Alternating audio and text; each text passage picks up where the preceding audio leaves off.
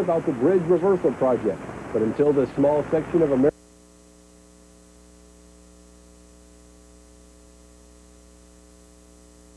This person to sound off on the reversal is Charleston City Councilman Robert Ford. It's shocking to me that the mayor is more concerned about people leaving the city, going home to Mount Pleasant and Isle Apartment, Sullivan Island, than he is concerned with the people who live in the city.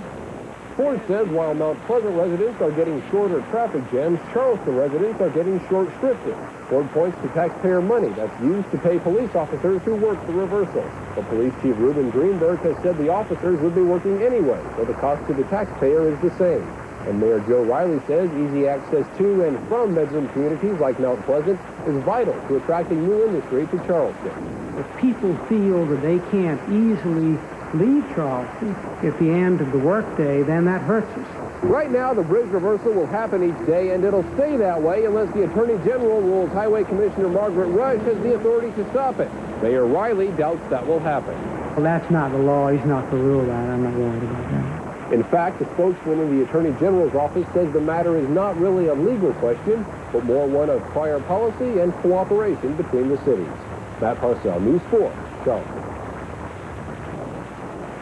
Commissioner Rush had talked about getting a court order to stop the project, but a spokesperson in the circuit court office says no request has been filed. A possible health hazard has forced MUSD officials to let some of their employees go home from work early today. It all centers around the Summerall building and asbestos that was discovered there today. Cynthia Tinsley joins us now from the Summerall building to tell us more. Cynthia? Well, first off, Dee and Dean, it's not sure whether asbestos was actually found here, but the potential is great, and that's why the MUSD employees that you spoke of earlier were released early today from work. It appears that some contractors were doing some Hugo-related repairs to the building here, and the employees involved were on the 7th and 8th floors. Of course, MUSD occupies a lot of offices on every floor of this building. In the process, they were pulling up some carpet from the floor to make some repairs, and they noticed fine dust, which they said could be, and they stressed could be, asbestos.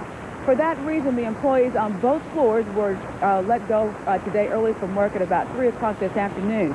I just finished speaking with John Milkwright, who is Director of Public Relations for MUSD. He says at this point, it's up to the contractor and the owner of the building, DPI Incorporated, a Columbia-based firm, to determine whether or not it was actually asbestos. They're going to be doing tests on that, and also they will be determining when employees can return to the 7th and 8th floors for work. He says that he does want the employees to come here on Monday morning, as they're usually going to do at their regular scheduled time, rather. And at that point, if there's still a problem or they still don't know exactly what the source, if it's really asbestos or not, they will make some alternative plans. But as of right now, they say, even though they're not sure whether or not it is asbestos, because that there is a risk of that, they are making sure that all the employees... Plans are in the works to bring back the historical look of the old county courthouse. Charleston County Council has given an architectural firm the go-ahead to research plans for the $5 million renovation project. The study will cost $475,000, a price council had said was too high. The county official stepped in and released a more defined projection of what the renovation should cost, and county council voted to okay it. The federal judicial system is being expanded in the Low Country, and that expansion will include more arrests, more prosecutions, and a greater federal presence. Frank O'Hahn explains. It's been 6 years since the U.S. Attorney and other court-related agencies left the federal courthouse at the corner of Meeting and Broad Streets. Since then, the building has undergone major renovations, and today was moving day. For the first time since 1983, the federal judicial system will be together at one location. Just stick all this and this office right in here. Right there. Right in there. For the past year, the U.S. Attorney occupied office space at the King and Queen building in downtown Charleston. And before today, the Charleston office was little more than a satellite operation with headquarters in Columbia. But U.S. Attorney Bart Daniel says that's going to change. Well, first of all, Frank, we've got the new federal grand jury that will be meeting in Charleston on a regular basis now, which is the first time in many, many years that has happened. In addition to the new federal grand jury for Charleston, Daniel says he's going to double the local criminal prosecutor staff. We have beefed up our criminal prosecution section within the U.S. Attorney's Office by 100%. We had 2 criminal assistant United States attorneys who prosecute only criminal cases. We're adding 2 more. and one of those two is Dale Trimble, who was an assistant U.S. attorney for a number of years at the U.S. Attorney's Office, and he is probably our most capable, most experienced prosecutor in the entire state of South Carolina. Daniel said the federal court system in Charleston has been in need of expansion for a long time. And for the first time in many years, changes are going to be made to meet those needs. And the emphasis is shifting. I think you're going to see much more of a federal prosecutive presence in the Charleston and Low Country area. At the federal courthouse in Charleston, Franco Hunt, News 4. The new federal grand jury will begin its first Charleston deliberations on February 3rd. I just felt like I couldn't do anything with my life. I felt like I couldn't go anywhere or have a productive life. I didn't know. When I came into the Diabetes Treatment Center, I was at a pretty low point. The Diabetes Treatment Center was able to show me how to take care of myself. Hey, I'm a whole person. I have a whole life ahead of me. I do have something to work for. More people come to us for help than to anyone else. Call the Diabetes Treatment Center now. Davis has heard me singing that, just blame it on the rain so much. Now, every time anything happens, he says blame it on the rain. Blame it on the rain, yeah. But don't blame it on the weatherman. No. Blame it on the rain. Yeah, I think we're going to see some showers, a better chance tomorrow night into Sunday morning. Now, as far as the Oyster Festival goes, good chance of showers on Sunday, but ending during the afternoon. Might clear during that time? Well, showers probably end. I think it's going to take a little time to get rid of the clouds. But he won't dampen things, right? Well, not for the... No. Literally, not figuratively. Right, exactly. Okay. Hey, our weather school question continues tonight. By the way, like I've been saying, teachers give me a call. We are setting up dates to come out and say hi to the classrooms and also shoot some videotape of your class in action. At this moment on Earth, the number of thunderstorms occurring is about 1,000, 2,000, or 12,000. I'll have the answer for you in just a couple of minutes. Take a look at the weather picture today. Some clouds mixing with a little tiny bit of sunshine. The numbers stack up like this. We started off this morning with 56 degrees and some fog. Our high made it up to a pleasant 72. Currently, we are at 60 degrees at the airport. Wind is kind of variable. It's southeast, turning more to the east at 14. Barometer rising a little bit from 30.25 inches.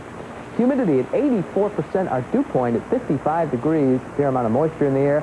And we've had no rain since midnight. Check out our statewide temperatures. A little bit breezy up and down the coast. Cloudy all over the place. 64 right now out to Columbia, 63 to Florence. Kind of breezy out there. Some clouds. Our weather spotter in West Ashley reporting 57 degrees. Rudy Frierson has clouds down to Beaufort, currently 65. And up to Kingstree, it's 61. A little bit cooler up along the Grand Strand with a bit of a little wind in off the ocean. Around 53 degrees up there.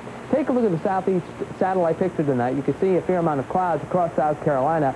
The clouds are more broken down to the south, but you can see the heavier clouds just into the western portion of the state. To get a better handle on the upcoming weather, let's take a look at the national satellite. You can see the clouds from South Carolina extending back into Georgia, Alabama, Mississippi, and on into Arkansas, all the way back into the Central Plains. You can see an awful lot of heavy clouds. We have a storm system right about in this area right here. Watch what happens when I put the satellite into motion. You can see the moisture feeding around the storm system. There it is. Once again, you can see the moisture riding up off the Gulf of Mexico, rotating around a big storm here with plenty of upper level energy back in here. That will be mainly the cause of our weather over the next 24 hours. Here's why on the weather map. We have a frontal system sitting right through South Carolina, actually now just sitting to the south. It's going to be pretty much stationary down to our south. This is connected to an area of low pressure moving out of northeast Texas. This low will continue to rotate, bringing moisture up ahead of it, and it will continue to push through the northeast. What does it mean for us? Basically, lots of warm, moist air, and that moisture will be here in the form of clouds, scattered showers. As this storm system pushes to the northeast, that warm, moist air will be pushing in from the south, and this frontal system will be going back to the north as a warm front. Meanwhile, the cold front will approach, and when we get into this warm sector, things will be kind of on the cloudy side. Radar right now not showing much activity in South Carolina. Lots of activity. The tornado watch on into portions of Louisiana and Texas. Eventually, some of this stuff will be squeezing on to the northeast. So by tomorrow, what we'll see basically will be some clouds, some scattered showers. I'm not looking for a lot of heavy rain, but some scattered showers. But then, tomorrow night and on into Sunday, like I said, here comes the cold front. Ahead of it, lots of moisture and some upper level energy. And so we'll keep scattered showers and thunderstorms right into Sunday's forecast as well. I'll be back with the complete details of the weekend forecast, all coming up right after this. With all due respect to last year's Accord, this year's Accord has more length, more height, more width, more headroom, more legroom, more hip room, more comfort, more luxury. This is the all-new 1990 Honda Accord. More room, more zoom. Try one on for size at your Carolina Honda dealer. Here's your forecast for tonight. Mostly cloudy, kind of breezy out there. Could see a wild... Civil rights activists say the ruling is just another slap in the face and a setback. And what we would like to know now is what your feelings are on the flag controversy. So we've set up another News 4 telesource poll. If you'd like to register your vote in favor of flying the Confederate flag atop the state capitol, you can call telesource at 720-WCIV, then punch in the numbers 1111. If you think the Confederate flag should be removed from state institutions, punch in the number 2222. Your call is absolutely free, and we'll have the results of the poll tonight on Nightcast at 11. And still ahead, it's time again for the annual Whale of a Sale. We'll have details. And history comes to life in downtown Charleston. We'll take you to the Renaissance Fair.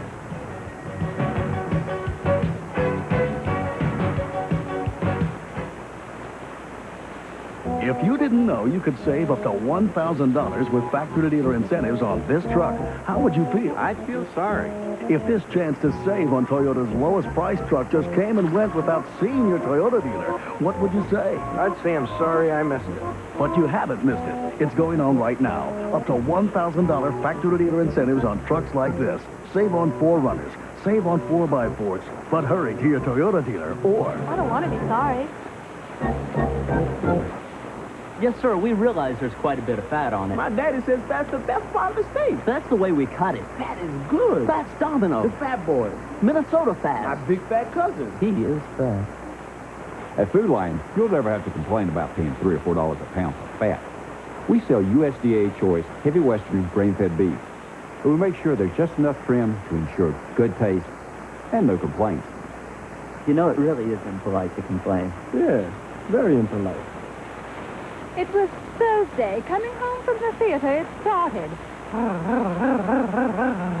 At Meineke, we can't always tell what's wrong with a car by the sound of the customer, but we can tell a lot from our free under-car inspection. We check your exhaust system, shocks, brakes, and more at no charge. Then you'll know the price before any work begins. It's so annoying. So bring your car to Meineke. We'll give you a lift without taking you for a ride. Today I'm going to talk to you about heavy metal, the kind that goes into the body of a Ford truck. First, they take the best galvanized sheet metal and they bend it. Because when you bend sheet metal, it becomes less flexible, more rigid. So this Ford F-150 down only looks tough. It is tough. As for Chevy, well, they've got a different idea when it comes to body design. You be the judge. Just announced. Now get $750 cash back on Ford F-Series at your Carolina Ford dealer. Awaken your viewers and direct thy attention to our next story. The young lads and lasses of Burke Magnet High School are stepping back in time to the Renaissance period. Trumpet marks the beginning of the school's Renaissance Fair. Students are winding up several weeks of study about the olden times with demonstrations of nobility, philosophy, and music.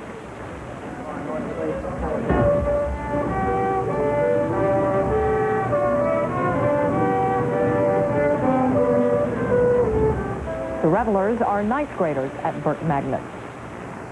And 2 Charleston County schools are among the top schools in our state. Harborview Elementary has been named the finest school in the region by the South Carolina Association of Elementary and Middle School Principals. And as Byron Brown reports, there's another Charleston County school that received the state's top honors. These students have something to be proud about. Their hard work, along with their teachers and community, has made Latson Elementary the best in the state. I think it's pretty neat. Why is that? Because we've been working hard on getting it for the best school in the state. I like being the best school because we all have good behaviors and we do our work fine. And we're going to show everybody that we deserve this award very much. How are you going to do that? We're going to keep working hard and we're going to do all our work. And we're going to behave. The school has been named Palmetto's Finest for 1990. It's the highest award given by the South Carolina Association of Elementary and Middle School Principals. The school won the honor for its high academic standards and achievements its emphasis on student personal development, staff dedication, and the involvement with the community. The key, I think, to the success is concern on the part of the teachers working with the parents and a positiveness. 4 years ago, Latson Elementary had little chance of receiving this award. That's because only 40% of the school's students passed the state's basic skills test, but today that has all changed. Over 90% of the students passed the state exam. The improvements came after the school changed the way it teaches the students. The school has broken away from only using the traditional methods of teaching. It has built things like a greenhouse to help the students learn how plants grow instead of only using the textbook. Students in this first grade class are learning math today without the use of any books. It's a program where the children are involved with using concrete materials. Instead of paper and pencil, they use mostly concrete materials. So that takes them out of the sense of using the textbook all the time? Right. It makes it a little more interesting to them, I guess? More interesting and more fun. They enjoy it. Latson Elementary is the second school in Charleston County to ever receive the state's highest award. A few years ago, the award went to Miminger Elementary. In Latson, Byron Brown, News 4. Both Latson and Harborview Elementary will receive the awards on February 10th at the Omni Hotel. Low Country shoppers are in for a special treat tomorrow as the 9th annual Junior League Whale of a Sale begins. Each year, the league offers thousands of items for sale at bargain basement prices. The merchandise is donated by the 800 Junior League members as well as several local merchants. In past years, the Whale of a Sale has been held at the State Courts Terminal, but this year it will be at the National Guard Armory on Haygood Avenue, which is across from the Johnson Haygood Stadium. We started in May, and we have gone until this week working very hard, but the satisfaction we get from the community to be able to buy these things at bargain prices they would probably never be able to buy, and then everything we make goes right back into the community to projects we sponsor. It makes it all worthwhile. The doors open at 8 tomorrow morning, but league members say if tomorrow is anything like past sales, crowds will begin to gather as early as 3 a.m. You'll be there, I'm sure, right? Not at 3 a.m. Up next in sports, Danny Ford finally speaks out. Greg will have his comments. And later, true love withstands the test of time. The story when News 4 returns.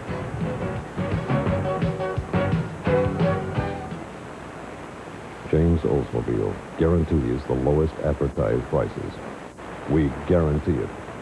For every advertised vehicle we sell, we'll beat any legitimate advertised price from a local dealer. Birthday, South Carolina National has a present for you. Free checking, free traveler's checks, interest on every dollar, and more. We call it the Classic Account. But the best gift is you don't have to be 55 to qualify.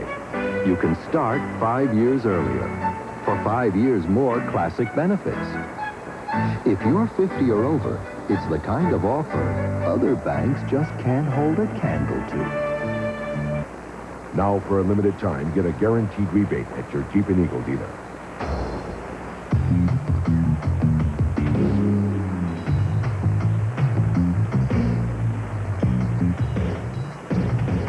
If the rebate increases on your eligible vehicle after January 31st, you'll get a check for the difference from the Chrysler Corporation.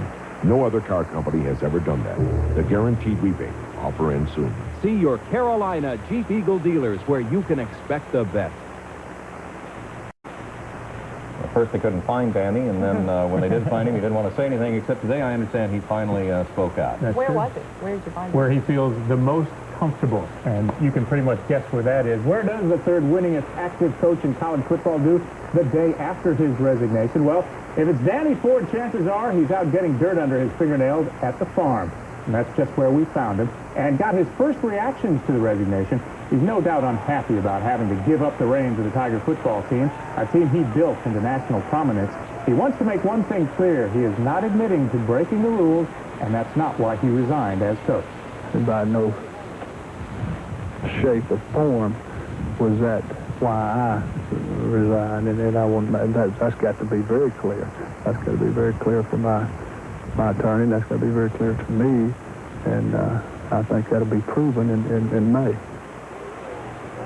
Danny had a very close relationship with his players. He led them into battle and celebrated many a victory with his teams, and that's what will hurt him the most about leaving Fleming. What I'm interested in is that their young kids, I'll have a hard time getting that straight, but their young people and my young people, they're still my young people,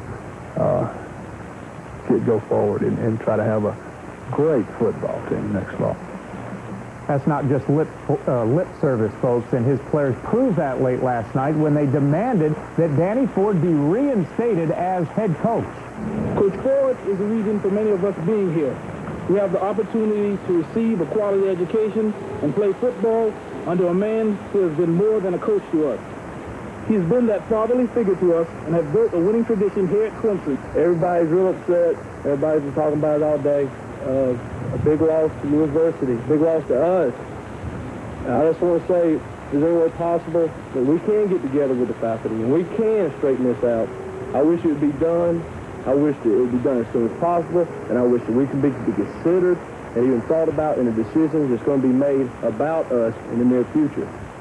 But even with the outcrying from the players, chances are pretty slim an assistant will be offered that job. Clemson and athletics director Bobby Robinson are looking for a new direction right now, a squeaky clean direction, and that will most likely come from outside the Clemson family. Robinson says they're going to fill the job as quickly as possible as recruits continue to slip through that tiger's paw by the hour. Not many good ones have gotten away from College of Charleston's John Kress.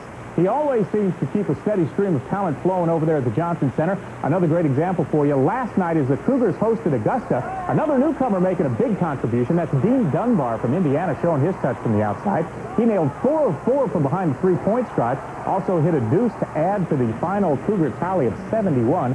The Cougs have now won 8 in a row. They'll host Newberry Saturday night at the Johnson Center. And get a load of this, folks. Last night's college hoops game between North Carolina A&T and North Carolina Central looked more like a hockey game. Unbelievable right here. Players, spectators, even the Pep fan got into the act. 15 minutes before this melee was over, 7 people were hospitalized with cuts and bruises. The game was suspended. No word on when or if that game will be made up, and about 8 of the players spent 5 minutes each in the penalty box for fighting. We'll have a play of the day tonight. It's a great one for all you golfers. You got to stick around for that one at 11. Thanks, Rick. Just like fine wine, Harry and Lois Pierce get better with age. And today, the Sullivan's Island couple celebrated their 70th wedding anniversary. Harry says Lois was obviously the best blind date he's ever had. I looked over and seen her standing at the ticket office, and I told my boy, I said, look at there, I hope that girl is going.